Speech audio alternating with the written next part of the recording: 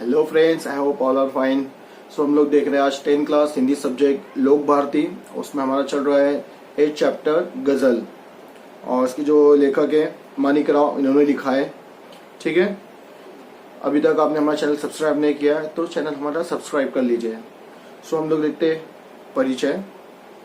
गज़ल तो सभी को पता ही है। जनरली जो गज़ल होती है वो एक मोटिवेट करने के लिए रहती है, और उसके बहुत सारे डीप मीनिंग होते हैं गज़ल के। अब पद्य संबंधी हम लोग देखते हैं।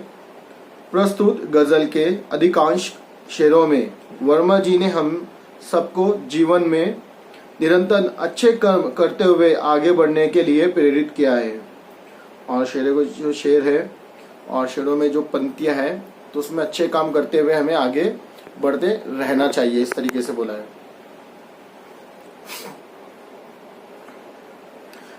गजलकार के संदेश देते हुए कहा है कि अपने रूप रंग से सुंदर दिखने के बजाय अपने कर्मों से सुंदर दिखना आवश्यक है। और जो गजल के माध्यम से हमें ये बताना चाह रहे हैं कि हमें रंग रूप से सुंदर दिखने के बजाय हमें अपने कर्मों से, अपने कामों से हमें सुंदर दिखना चाहिए, इस तरीके से ये हमें बताया गया है। So let's start. आपसे किसने कहा स्वर्णिम शिखर बनकर दिखो, शौक दिखने का है तो फिर नींव के अंदर दिखो। आपसे किसने कहा कि स्वर्णिम शिखर बनकर दिखो, शौक है दिखने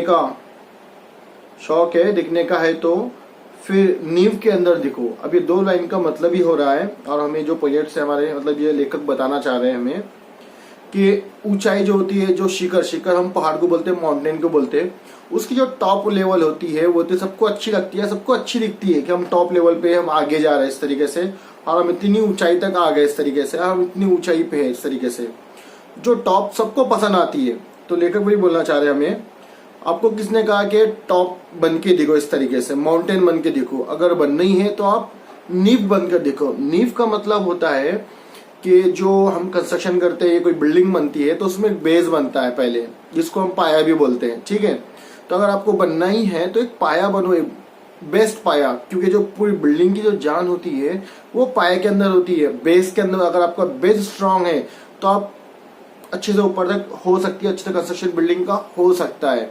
तो इस तरीके से उन्होंने समझाना चाहा लेखक ने हमें, अगर आपको बनना ही है तो आप नींव बनो।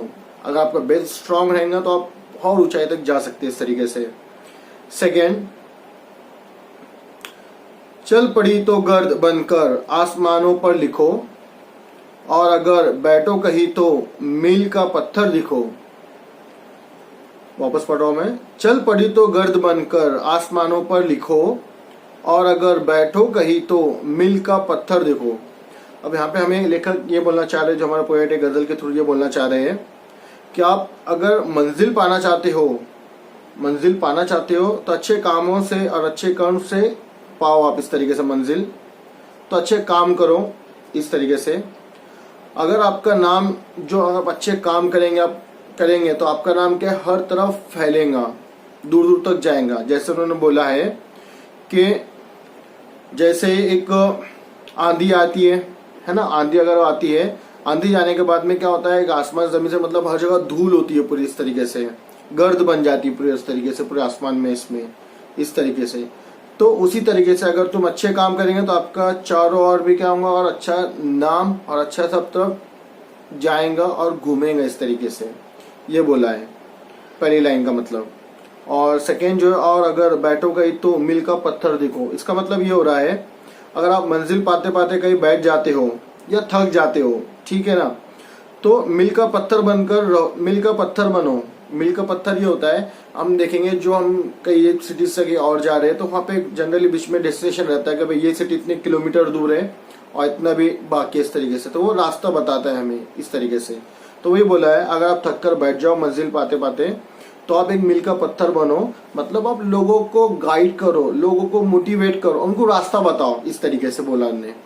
इस तरीके से अगर आप कुछ नहीं कर सके तो लोगों के लिए मार्गदर्शन करते हुए, उनको गाइड करते हुए, रास्ता बताते हुए उनको एटलीस्ट उतना तो भी करो, लोगों की मदद करो, इस तरीके से। नेक्स्ट, सिर्फ देखने के लिए दिखना कोई दिखना नहीं। आदमी हो तुम अगर तो आदमी बनकर दिखो। वापस पढ़ रहा हूं मैं। सिर्फ देखने के लिए, दिखना कोई दिखना नहीं है। आदमी हो तो अगर तो आदमी बनकर दिखो। यहाँ पे हमें ये बोलना चाह रहे हैं, जो हमारे लेखक जो पोएट है हमारे, इस 2 लाइन से, अगर देखने लोगों को आपको सिर्फ दिखाना है और एक आपके फिजिकल जो आपका जो अपीयरेंस होता है जिसको बोलेंगे, अगर आप अच्छे कपड़े और अच्छे से अगर एकदम आप लोगों को दिखा रहे हो अपीयरेंसली, आप कितना भी मेकअप कर लो, कितना भी वो कर लो, कितना भी आप वो करो, तो आप वो दिखाना कोई जरूरी नहीं है, ठीक है ना। वो दिखना कोई जरूरी नहीं है, जैसा आप दुनिया को बता रहे हो दिखना कोई जरूरी नहीं है। अगर आदमी हो तुम आदमी बनकर दिखो, तो इसका कंसेप्ट ये है कि आप दूसरों के काम आना सीखो, दूसरों की मदद करना सीखो। इस तरीके अगर आप आदमी है तो आदमी बनकर, आदमी दिखना और आदमी बनकर दिखो कि लोगों के काम आओ, लोगों की मदद करो, लोगों की हेल्प करो, और इंसानियत के नाते क्या दुख सुख में लोगों के साथ रहो और शेयर करो, इस तरीके से केयर करो और अच्छे इंसान बन के दिखो। इस तरीके से बोला है यहाँ पे मतलब। नेक्स्ट, जिंदगी की शक्ल जिसमें टूटकर बिखरे नहीं, पत्थरों के शहर में वो आईना बनकर दिखो। जिंदगी की शक्ल जिसमें टूटकर बिखरे नहीं, पत्थरों के शहर में वो आईना बनकर दिखो।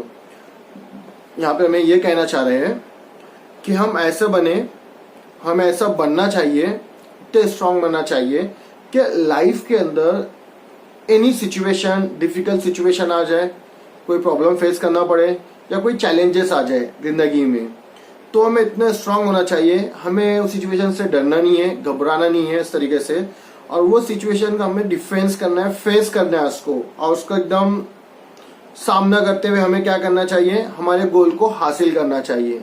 ये लाइन का मीनिंग हो रहा है कि हम पत्थरों के शहर में वो आईना बनकर दिखो। इतना स्ट्रांग बन जाओ कि लाइफ में कितने भी प्रॉब्लम, डिफिकल्टीज, चैलेंजेस आए लाइफ में, आप उसको फेस करना है आपको, और स्ट्रांग बनते हो आपको गोल को अचीव करना है इस तरीके से, आपके गोल को। नेक्स्ट, आपको महसूस होंगी तब हर एक दिल की जलन, जब किसी धागे सा जलकर मोम के भीतर दिखो। आपको महसूस होंगी तब हर एक दिल की जलन, जब किसी धागे सा जलकर मोम के भीतर दिखो। ये बहुत डीप मैसेज है और डीप मीनिंग हो रहा है इसका मतलब। देखो, लेखक का जो है हमारे कहना ये है, और ये चाहते कहना कि दूसरों के लिए और दूसरों के प्रति जिसको बोलेंगे, तो हमें काइंडनेस होना चाहिए हमारे अंदर, सॉफ्टनेस होना चाहिए इस तरीके से, और एक अच्छे से हमारा केयरनेस होना चाहिए दूसरों के लिए, इस तरीके से होना चाहिए। और हमें दूसरों का जो भी है फीलिंग्स जो होती है वो हमें महसूस करनी चाहिए इस तरीके से, तो आपको समझ पाएंगे कि सामने वाले पे क्या बीत रही है, सामने वाले पे क्या फील हो रहा है उसको। अगर आप वो समझ सकते हो, वो आप महसूस कर सकते हो इस तरीके से, उसको कितनी जलन है इस तरीके से, आप कितना सैड फील हो रहा है इस तरीके से।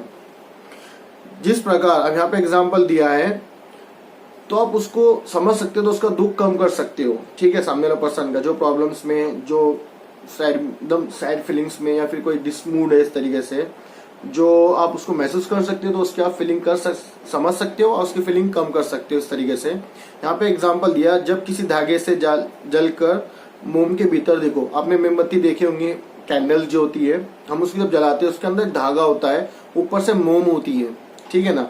तो उसमें क्या होता है, जब धागा जब जलते रहता है तो मोम के साथ धागा भी जलता है अंदर, तो धागे को फील होता है कि मोम भी जल रहा है इस तरीके से। तो उन्हें यहाँ एग्जाम्पल दिया है कि धागा मोम के साथ ही रहता है, ठीक है, धागा मोम के साथ ही रहता है और उसके साथ ही जलता है। इसी तरीके से हमें दिन दुखियों के साथ रहकर उनका दुख हारना चाहिए। इस तरीके से हम लोगों के साथ रह के उनकी जो दुख है उनके अंदर वो शेयर करते हुए उनको उसको हराना चाहिए, और इस तरीके से बोला है यहाँ पे। नेक्स्ट, एक जुगनू ने कहा मैं भी तुम्हारे साथ हूँ, वक्त की इस धुंध में तुम रोशनी बनकर दिखो। एक जुगनू ने कहा मैं भी तुम्हारे साथ हूँ, वक्त की इस धुंध में तुम रोशनी बनकर दिखो। और जुगनू तो हमें पता ही है किसको बोलते हैं, जनरली जो बहुत अंधेरा भी है और रात के वक्त रहते हैं और उसमें निकलते छोटी सी लाइट्स होती है, चमकती है इस तरीके से। तो यहाँ पे हमारे जो लेखक का कहना ये है जब हमारे हालात ख़राब हो जाते हैं और चारों तरफ से मुसीबतें आ जाती है और हम निराश हो जाते हैं और बहुत सैड हो जाते हैं, इस तरीके से हम उम्मीद छोड़ देते हैं इस तरीके से, तो उसके अंदर इतना अंधेरे में भी, इसमें भी अगर ज़रा सा भी हमें एक सहारा मिल जाए, इस तरीके से जुगनू की रोशनी जो बोलते हैं ना, अगर डार्कनेस कितना भी रहा, बस छोटी सी एक लाइट भी रहती है तो हमें बहुत रोशनी बताती है, गाइड करती है हमें इस तरीके से। तो हमें क्या होता है, तो कितना भी अंधेरा रहा, हम इतने भी इसमें प्रॉब्लम्स में इसमें रहे, ठीक है, निराश रहे, इस तरीके से मुसीबतों में रहे, तो उसमें किसी की थोड़ी सी भी अगर हेल्प मिल जाती है हमें तो बहुत होता है हमारे लिए। तो नेहा कंपेयर करके बताया एक जुगनू से और एक अंधेरे से, इस तरीके से हमारे लिए एक सहारा बन जाता है। तो इसी तरीके से हमें क्या करना है, लोगों के मन में, इसी तरीके से हमें लोगों के मन में और लोगों के इसके अंदर हमें एक होप की लाइट्स जलाना है, आशा की किरण जगानी है उनके अंदर, इस तरीके से कि हम लोगों के काम आए, इस तरीके से उनके बुरे वक्त में। एक मर्यादा बनी है हम सभी के वास्ते, गर तुम्हें बनना है तो मोती सिप के अंदर दिखो। एक मर्यादा बनी है हम सभी के वास्ते, अगर तुम्हें बनना है तो मोती सिप के अंदर दिखो। जिसका बोलना ये आ रहा है, लेखक का बोलना ये आ रहा है, हमारे लिए एक लिमिटेशंस होती है, हर एक के लिए हमें एक लिमिट्स बनी हुई रहती है, हमें उसी के अंदर रहना है, ठीक है। बट फिर भी उसके अंदर रहना है तो आप देखते हो सीपी, जो सीप होती है उसमें जो पर्ल होता है, मोती होता है, वैसे बन के देखो। आपके लिमिटेशंस के अंदर आप एक ऐसे बनो, वैल्यूएबल पर्सन बनो कि आप सब आपको वैल्यू दे, एक वैल्यूएबल पर्सन बन के दिखाओ। इस तरह से बोलने वाला लेखक का। अगर हमारे कितनी मर्यादा रहती है, लिमिट्स रहते हैं, हम सोसाइटीज में एग्जिस्ट करते हैं तो सोसाइटीज की एक लिमिट्स होती है, हम सोसाइटीज में रहते हैं और हमें फेस करते हैं हम कई कई प्रॉब्लम डिफिकल्टीज, तो हम एक लिमिट्स में रहते हुए काम करते हैं इस तरीके से। तो उस समाज में हमारी एक पहचान ऐसी बननी चाहिए कि जैसे मोती होता है सीपी के अंदर वैल्यूएबल, वैसे हमारी पहचान होनी चाहिए एक वैल्यूएबल के नाम पे, इस तरीके से।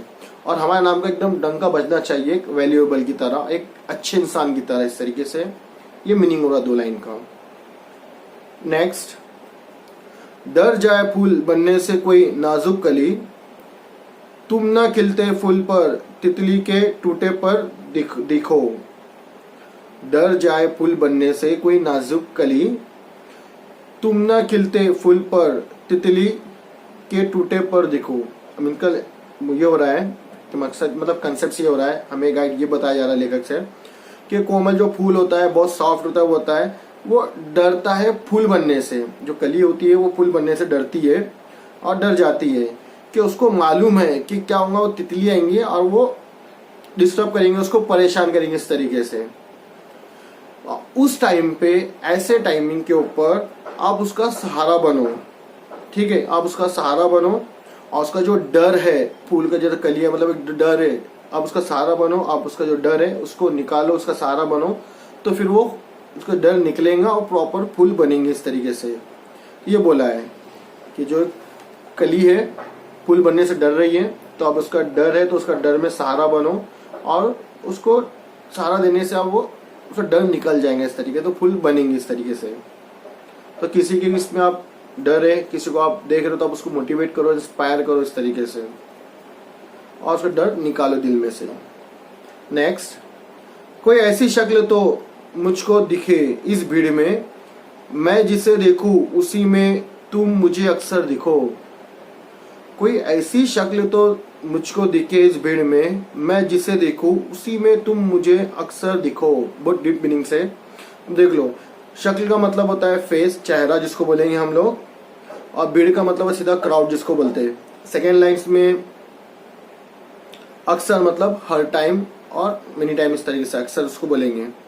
तो यहाँ पे ये बोलना चाह रहे हैं कि इस जहां में, इस अर्थ पे और इस दुनिया में अनगिनत इंसान रहते हैं, पर्सन, अनगिनत नंबर ऑफ पर्सन्स रहते हैं। हम रोज डे टू डे लाइफ में हम एन नंबर ऑफ पर्सन से हमें चेहरे दिखते हैं और देखते हैं हम उनको इस तरीके से।